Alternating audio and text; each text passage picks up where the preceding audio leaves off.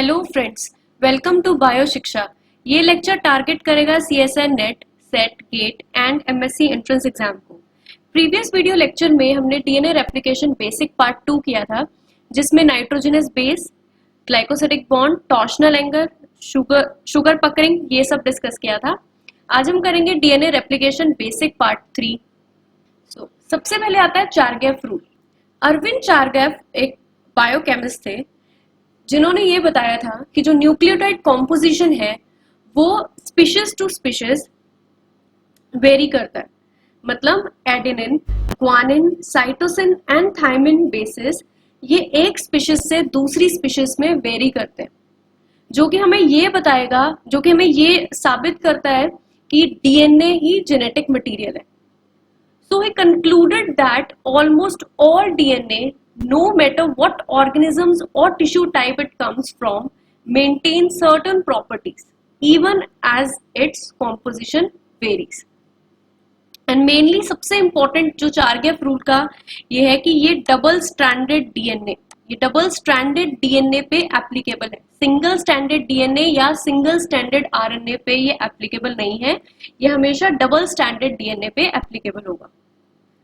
चारगैफ rule के basically हम दो रूल्स करते हैं। सबसे पहले the amount of adenine is equal to amount of thymine. मतलब एक डबल स्टैंडर्ड DNA में जितना एडेनिन है उतना ही थायमिन होगा, और जितना ग्वानिन है और उतना ही साइटोसिन होगा, क्योंकि हमें पता है कि जो एडेनिन है वो थायमिन के साथ पेयर करता है और ग्वानिन जो है वो साइटोसिन के साथ पेयर करेगा। तो ये तो पहला रूल हो गया कि जितना एडेनिन है उतना ही थायमिन होगा और जितना ग्वानिन है उतना ही साइटोसिन होगा। इसके अलावा हम इसको ऐसे भी लिख सकते हैं कि जो adenine by thymine is equal to 1, that is adenine is equal to thymine. Second rule ये कहता है कि adenine plus thymine and guanine plus cytosine ये वेरी करता है। मतलब हमेशा जरूरी नहीं है कि जितने एडेनिन और थायमिन मिला के है उतने ही ग्वानिन और साइटोसिन भी मिला के हो, ये जरूरी नहीं। It is not always same, हमेशा ये इक्वल हो ये जरूरी नहीं है। अभी इसको देख लेते हैं कि किस तरीके से ये रूल जो है वो फॉलो होता है। एक मैं random DNA, double standard DNA बना रही हूं यहां पे।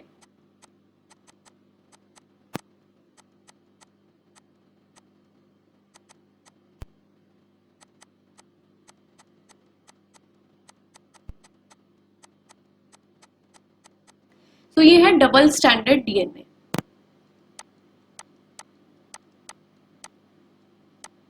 अब हम इसमें देख लेते हैं किस तरीके से चारगैफ रूल जो है वो फॉलो होता है। पहला रूल क्या था? पहला रूल था कि जो एडेनिन है that is equal to thymine and guanine is equal to cytosine. अब हम यहाँ कैलकुलेट कर लेते हैं एडेनिन कितने हैं और थायमिन कितने हैं। 1 2 3 4। 4 एडेनिन है और थायमिन कितने हो गए? 1 2 3 4। 4 हो गए थायमिन। ग्वानिन कितने हैं? 1 2 3 4 एंड 5। ग्वानिन हो गए 5।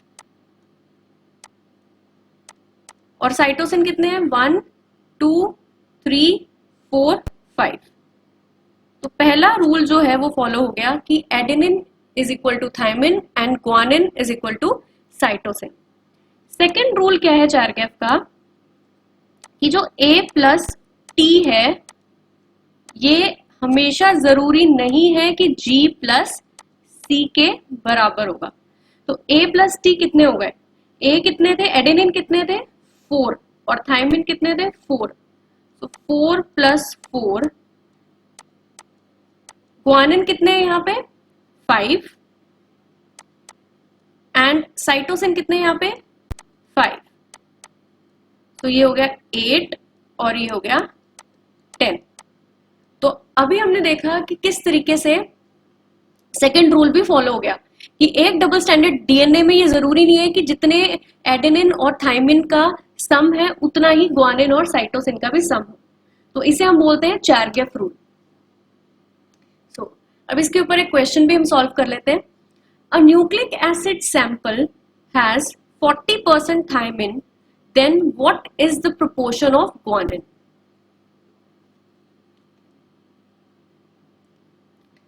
तो एक न्यूक्लिक एसिड का सैंपल है जिसमें 40% थायमिन है, तो उसने पूछा कि ग्वानिन कितना होगा, तो adenine is equal to thymine. तो अगर थायमिन 40% होगा तो इसका मतलब एडेनिन भी 40% ही होगा, जो कि चारगेफ का फर्स्ट रूल कह रहा था। इसे निकालेंगे ऐसे कि जो टोटल होता है adenine, thymine, guanine and cytosine, इसका टोटल क्या हो गया 100%। एक डबल स्टैंडर्ड डीएनए में इसका टोटल क्या हो गया 100%। हमें पता है कि थायमिन क्या है, थायमिन हमें दे रखा है, हमें पता है थायमिन क्या है, और हमने एडेनिन भी हमें पता है क्या है अकॉर्डिंग टू चारगेफ्स फर्स्ट रूल। तो हम यहाँ पे उसकी वैल्यू पुट करेंगे कि एडेनिन क्या है 40%, थायमिन क्या है 40%, और हमें निकालना है ग्वानिन, और साइटोसिन भी हमें नहीं पता। तो ये क्या हो जाएगा 80%। 80% plus guanine plus cytosine will be 100%। So guanine plus cytosine will be 100 minus 80. So guanine plus cytosine will be 20%. अब उसने क्वेश्चन में क्या बोला है, क्या निकालना है ग्वानिन, और चारगेफ के फर्स्ट रूल के हिसाब से क्या हुआ कि ग्वानिन हमेशा साइटोसिन के बराबर है। मतलब हम ये लिख सकते हैं यहाँ पे 2G, मतलब यहाँ पे लिख सकते हैं ना हम साइटोसिन की जगह भी हम G लिख सकते हैं, तो ये हो जाएगा 2G। 2G is equal to, क्योंकि हमें ग्वानिन निकालना है इसलिए मैं यहाँ 2G लिख रही हूँ, अगर साइटोसिन निकालना होता तो हम 2C लिख सकते थे, इक्वल्स टू 20%। सो ग्वानिन कितना हो गया, guanine equals to 20% by 2, that is guanine कितना आ गया हमारे पास 10%। तो अब हमें पता चल गया ग्वानिन भी 10% है और यहाँ पे साइटोसिन भी 10% है। ग्वानिन 10%, साइटोसिन 10%, एडेनिन 40%, थायमिन 40%, तो टोटल कितना हो गया 100%। तो इस तरीके से हम बहुत इजीली निकाल सकते हैं कि अगर हमें एक न्यूक्लिक एसिड सैंपल में थायमिन की वैल्यू दी होगी तो हम किसी ये थायमिन की या एडेनिन की या साइटोसिन या ग्वानिन किसी की भी वैल्यू से हम दूसरी बेस पेयर की वैल्यू जो है इजीली निकाल सकते हैं। सो आगे आते हैं Rosalind Franklin and Morris Wilkins. तो इन्होंने एक्सरे डिफ्रैक्शन मेथड को यूज करके डीएनए के स्ट्रक्चर को इन्वेस्टिगेट किया था। तो इन्होंने जो डीएनए का स्ट्रक्चर जो इन्होंने देखा था, जो पैटर्न देखा था, रिकॉर्ड किया था एक्सरे फिल्म में, वो इस तरीके का नजर आया था। ये जो क्रॉस नजर आ रहा है ये शो कर रहा है कि जो डीएनए है ये एक हेलिकल स्ट्रक्चर है, और ये जो बैंड्स नजर आ रहे हैं ये बेस स्टैकिंग है। बेस स्टैकिंग का मतलब होता है किस तरीके से जो बेस पेयर्स है, जो नाइट्रोजनस बेस है, वो एक दूसरे के ऊपर स्टैक होते हैं एक डबल हेलिकल डीएनए में। हालांकि अभी तक डीएनए का जो मेन स्ट्रक्चर होता है डबल हेलिकल स्ट्रक्चर, उसका कोई भी पता नहीं लगा पाया था कि किस तरीके से डीएनए जो है, डीएनए का स्ट्रक्चर कैसा होता है। आज हम जानते हैं कि डीएनए जो है वो डबल हेलिकल स्ट्रक्चर में है, लेकिन उस टाइम तक ये किसी को भी नहीं पता था कि जो डीएनए है उसका जो स्ट्रक्चर है वो हेलिकल है, हेलिक्स डबल हेलिकल फॉर्म में वो है। तो वॉटसन एंड क्रिक ये पहले साइंटिस्ट थे जिन्होंने ये बताया कि जो डीएनए है वो डबल हेलिकल फॉर्म में होता है। चारगेफ की जो रियलाइजेशन थी कि एडेनिन थायमिन के इक्वल है और साइटोसिन ग्वानिन के इक्वल है, और जो भी विल्किंस ने, रोजलैंड ने एंड विल्किंस ने जो भी एक्सरे क्रिस्टलोग्राफी के थ्रू जो काम किया था, उन्होंने उस पूरी जो डिस्कवरी उसने बहुत मदद की वॉटसन एंड क्रिक की डीएनए को एक डबल हेलिकल स्ट्रक्चर के रूप में उभारने की। सो जो वॉटसन एंड क्रिक मॉडल है डीएनए का, उसमें 4 मेन जो है रूल्स हैं। सबसे पहला ये है कि जो डीएनए है वो डबल स्ट्रैंडेड होता है। डीएनए हमेशा डबल स्ट्रैंडेड हेलिकल स्ट्रक्चर है, इस तरीके का होगा हमेशा डीएनए, एक double stranded helical structure with 2 strand connected by hydrogen bond, क्योंकि यहाँ पे बीच में क्या है बेसिस है, लाइक ये एडेनिन होगा तो ये थायमिन होगा।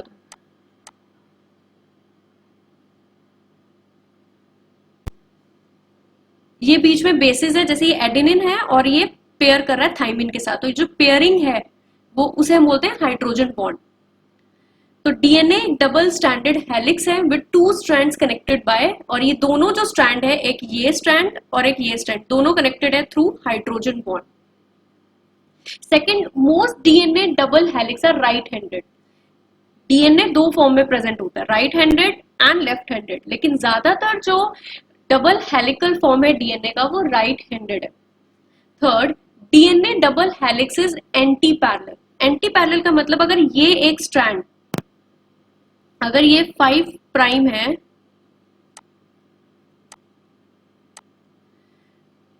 तो ये 3 प्राइम है, और अगर यहां पे 5 प्राइम है तो यहां पे होगा 3 प्राइम और यहां पे होगा 5 prime.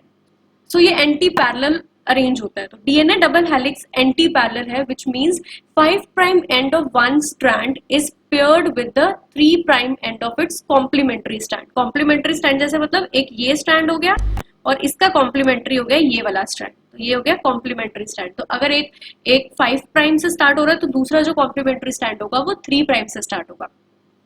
Fourth, not only are the DNA base pairs connected via hydrogen bonding, but the outer edges of the nitrogen contained bases are exposed and available for potential hydrogen bonding as well. So DNA के जो base pairs है यहाँ पे hydrogen bonding बना रहे हैं, even जो outer edges है nitrogen containing bases के वो भी available है hydrogen bonding करने के लिए।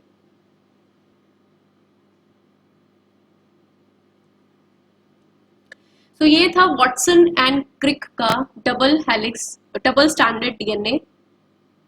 तो एक स्ट्रैंड 5 प्राइम है और दूसरा स्ट्रैंड जो है वो 3 प्राइम से शुरू हो रहा है, एंटी पैरेलल है।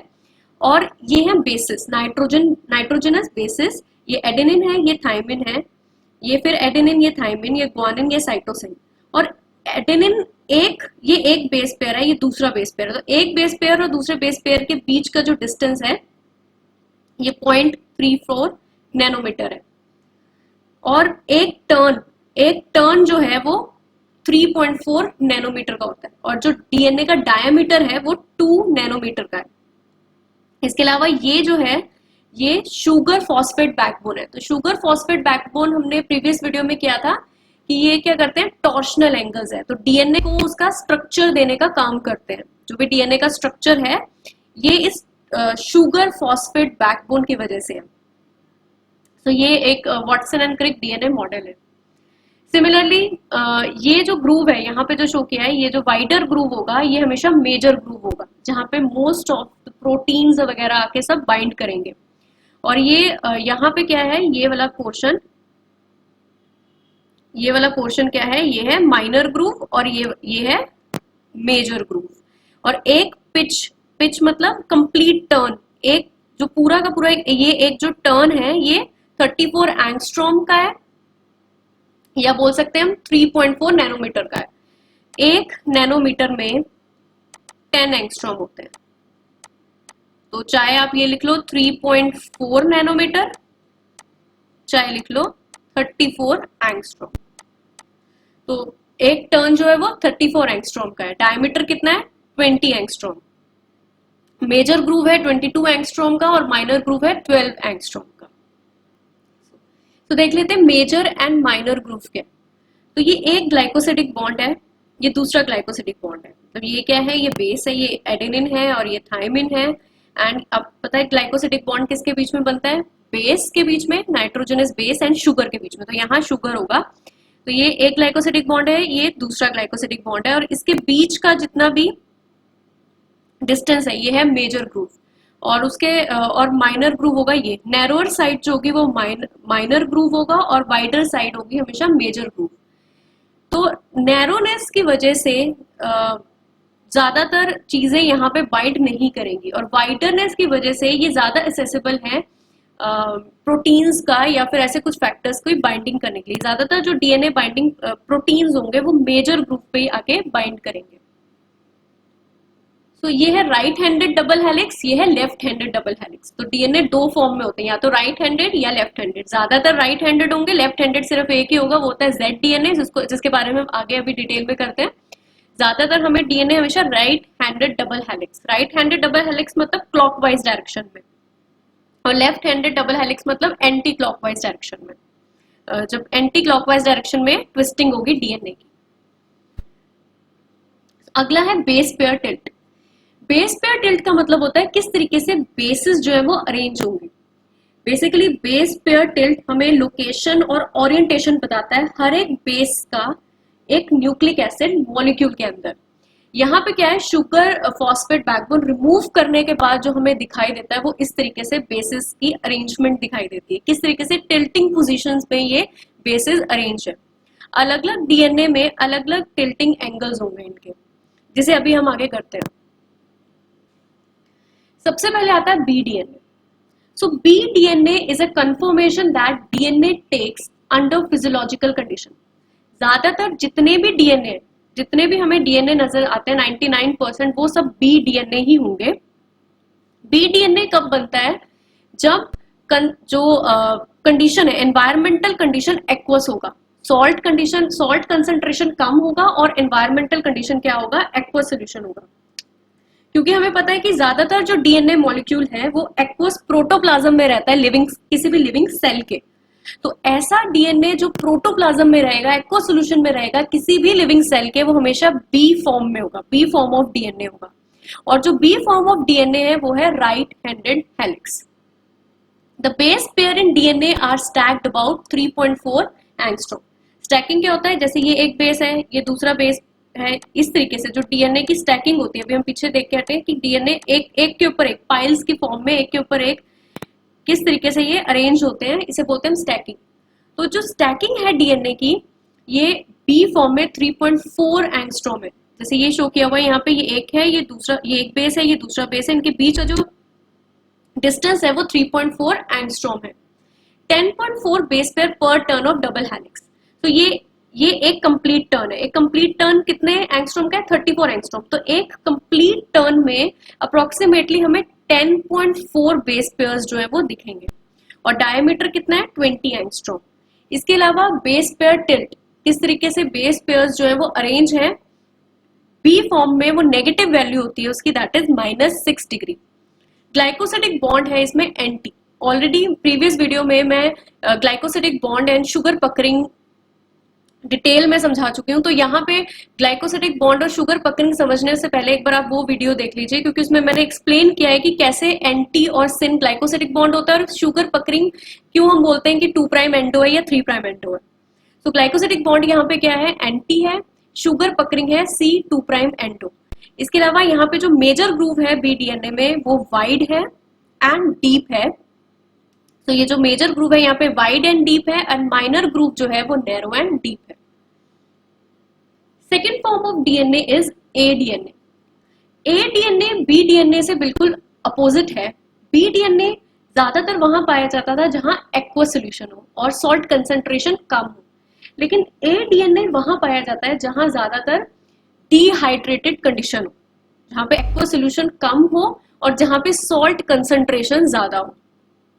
और ये भी एक राइट हैंडेड हेलिक्स की एग्जांपल है।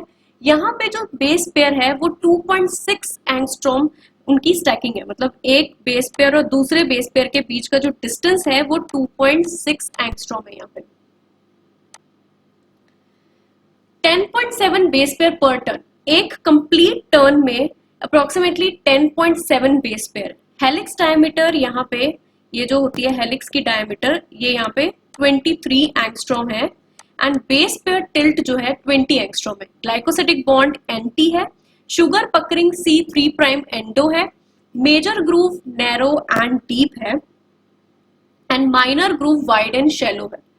तो ए फॉर्म ऑफ डीएनए कहाँ कहाँ नजर आता है, ए फॉर्म ऑफ डीएनए ज्यादातर हमें डीएनए आरएनए जो हाइब्रिड है वहां नजर आएगा, या फिर डबल स्टैंडर्ड आरएनए में। डबल स्टैंडर्ड आरएनए में जो शुगर है उसको बोलते हैं ribose sugar, and ribose sugar का जो 2' एंड होता है, ये शुगर है इसका,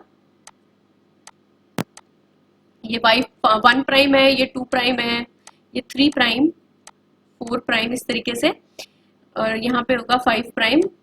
ये जो 2' एंड होता है, डीएनए और आरएनए में मेन डिफरेंस होता है इस 2' पे। 2' पे आरएनए पे लगा होता है यहाँ पे हाइड्रोक्सिल ग्रुप, और डीएनए में 2' पे लगा होता है हाइड्रोजन एटम।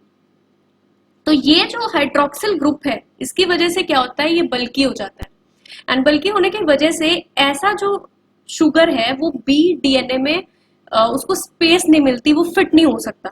इसलिए ज्यादातर जहां हम डबल स्टैंडर्ड आरएनए, क्योंकि वहां पे तो 2 शुगर्स होंगी, डबल स्टैंडर्ड है तो वहां पे OH ग्रुप भी ज्यादा होगा, तो डबल स्टैंडर्ड आरएनए में एक्स्ट्रा OH ग्रुप होने की वजह से क्या होगा, ये बी डीएनए में फिट नहीं हो पाएगा, इसलिए ये ए फॉर्म ऑफ डीएनए होता है। सो नेक्स्ट है Z DNA. So Z DNA एक ऐसा है जिसमें left handed double helical form है। अभी तक जो 2 किए थे B form and A form, ये वो दोनों राइट हैंडेड है, लेकिन Z DNA left handed double helical form है। यहाँ जो बेस पेयर है वो 3.7 एंगस्ट्रॉम की स्टैकिंग है, 2 बेस पेयर्स के बीच का जो डिफरेंस है वो 3.7 एंगस्ट्रॉम है। 12 बेस पेयर पर टर्न, तो एक टर्न में टोटल 12 बेस पेयर्स है। यहाँ पे हेलिक्स डायमीटर 18 एंगस्ट्रॉम है, बेस पेयर टिल्ट 7 डिग्री है। ग्लाइकोसिडिक बॉन्ड यहाँ पे पायरिमिडिन्स के लिए अलग है और प्यूरिन्स के लिए अलग है। पायरिमिडिन, साइटोसिन एंड थायमिन के लिए यहाँ पे ग्लाइकोसिडिक बॉन्ड जो है वो एंटी है, एंड प्यूरिन के लिए, एडेनिन एंड ग्वानिन के लिए यहाँ पे ग्लाइकोसिडिक बॉन्ड सिन है। शुगर पकरिंग C2 प्राइम एंडो है एंड C3 प्राइम एंडो है। मेजर ग्रूव फ्लैट है and minor groove narrow and deep है। तो जेड डीएनए के जो एग्जांपल है, कहां पे जेड डीएनए ज्यादा मिलते हैं, जेड डीएनए वहां मिलेंगे जहां पे जीसी रिच कंडीशन हो, जहां पे ग्वानिन साइटोसिन रिच हो और purine and pyrimidine alternatively present होंगे। अगर ऑल्टरनेट पोजीशन में प्रेजेंट होंगे वहां पे हमें जेड डीएनए ज्यादा देखने को मिलता है। लेकिन out of 3 B DNA, A DNA, Z DNA में से सबसे ज्यादा जो कॉमन है वो है बी डीएनए। सबसे ज्यादा हमें जो देखने को मिलता है वो है बी डीएनए। सो आगे आता है कि जो डीएनए है वो 3 फॉर्म्स में मिलते हैं हमें, कंजर्वेटिव, सेमी कंजर्वेटिव, डिस्पर्सिव। इसमें से सबसे ज्यादा जो कॉमन है वो सेमी कंजर्वेटिव है। तो कंजर्वेटिव में क्या होता है, सपोज ये सबसे पहले क्या है, पेरेंटल डीएनए। पेरेंटल डीएनए जब रेप्लिकेट करेगा तो उसकी जब रेप्लिकेशन होगी तो एक तो पेरेंटल रहेगा और एक बिल्कुल न्यूली फॉर्म डीएनए बनेगा। फॉर द सेकेंड रेप्लिकेशन में भी ऐसे ही होगा। सेमी कंजर्वेटिव में क्या होता है, ये जो डबल स्टैंडर्ड डीएनए, सबसे पहले ये दोनों सेपरेट होते हैं। ये जो डबल स्टैंडर्ड डीएनए सबसे पहले ये क्या होंगे, सेपरेट होंगे। सेपरेट होने के बाद इनकी रेप्लिकेशन होगी।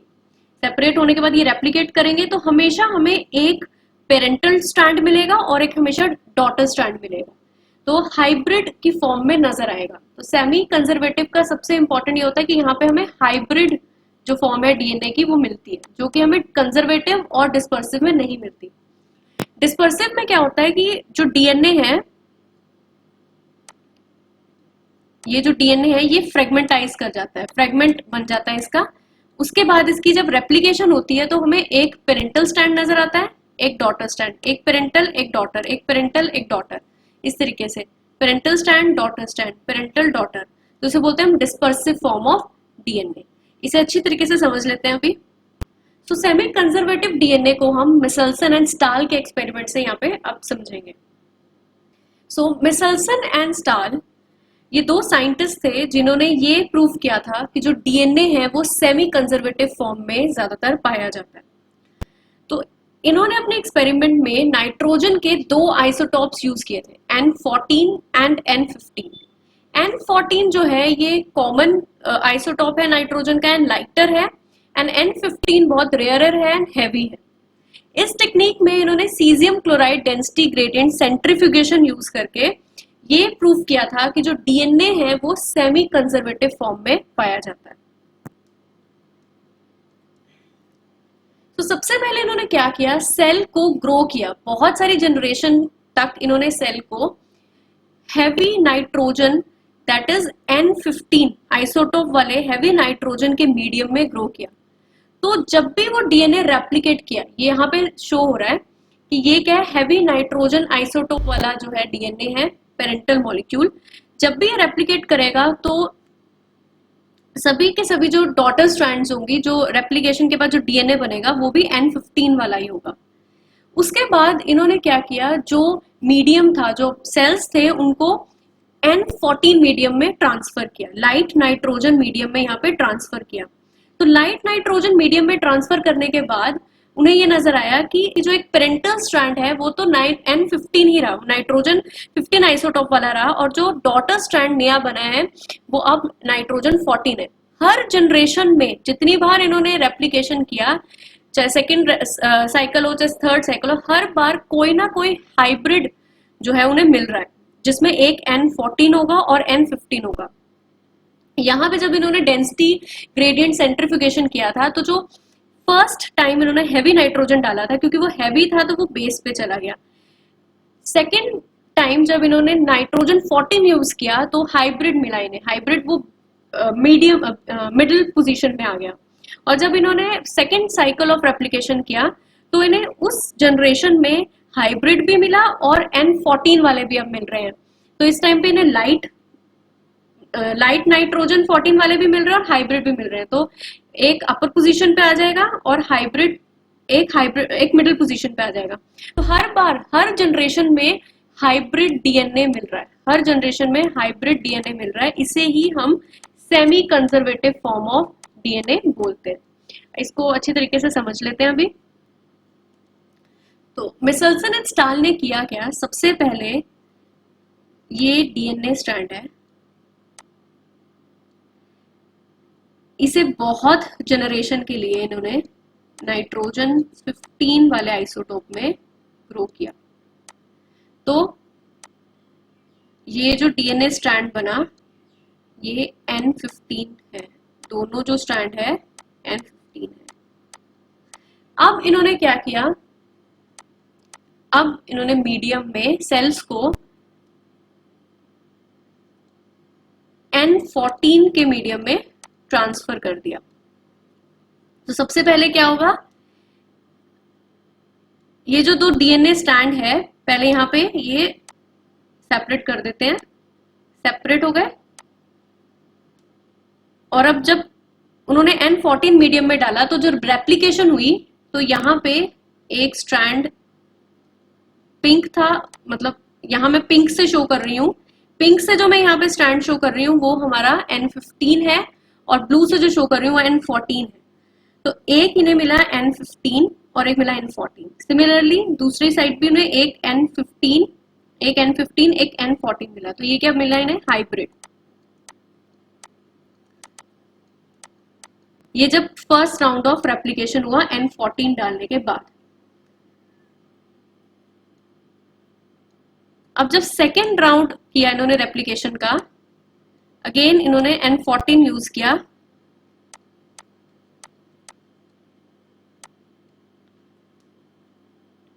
तो पहले तो ये स्टैंड सेपरेट हो गए,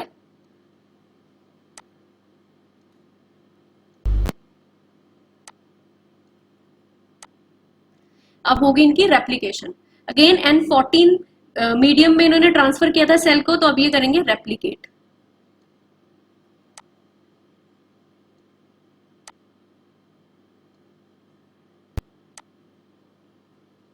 तो अब रेप्लिकेशन के दौरान क्या मिला इन्हें, रेप्लिकेशन के बाद क्या मिला, अगेन यहां पे क्या है, ये N14 है, ये N15 है,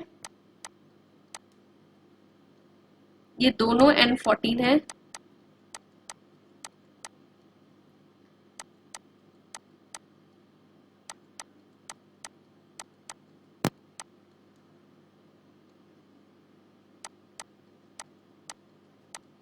फर्स्ट रेप्लिकेशन के बाद इन्हें हाइब्रिड मिला था, टोटल हाइब्रिड। सेकंड रेप्लिकेशन के बाद इन्हें अगेन इन्हें दो स्टैंड्स जो है वो हाइब्रिड मिले और दो स्टैंड जो है लाइटर नाइट्रोजन 14 वाले मिले।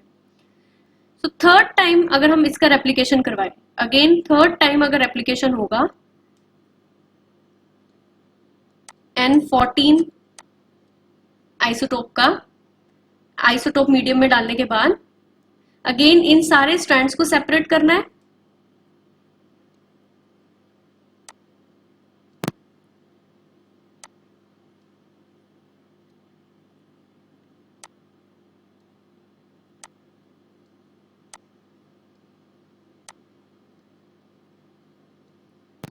तो ये सारे स्टैंड्स को सेपरेट कर लिया। अब होगी इनकी third round of replication. So third round of replication में अगेन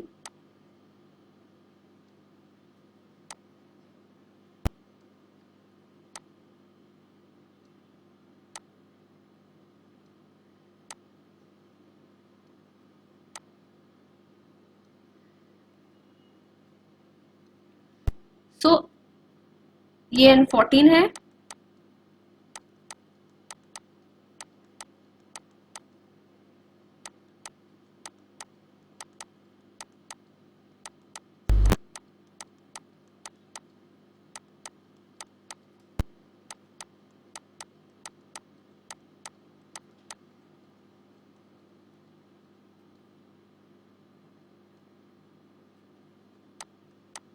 और ये N15 है। तो हर बार जितनी बार भी वो रेप्लिकेशन कर रहे हैं, उन्हें हर जनरेशन में ये जो हाइब्रिड स्ट्रैंड्स है ये नजर आ रहे हैं। अगर मैं फोर्थ रेप्लिकेशन करूंगी तब भी यहाँ पे ये हाइब्रिड स्ट्रैंड्स जो है फोर्थ जनरेशन में भी नजर आएंगे, जो ये प्रूफ करता है कि जो डीएनए है वो सेमी कंजर्वेटिव फॉर्म में। तो अगर हम कि इसका बैंड जो है वो किस तरीके से नजर आएगा,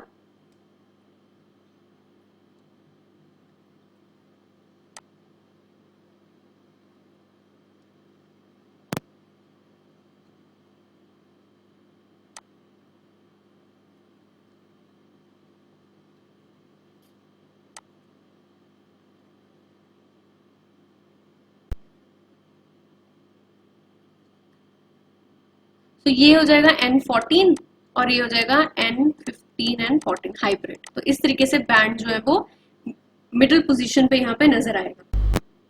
तो ये शो करता है कि जो डीएनए है वो क्या है, semi conservative. So I hope guys आपको ये लेक्चर समझ आया होगा। अगले लेक्चर में हम लिंकिंग नंबर करेंगे। Thanks for watching. Keep learning.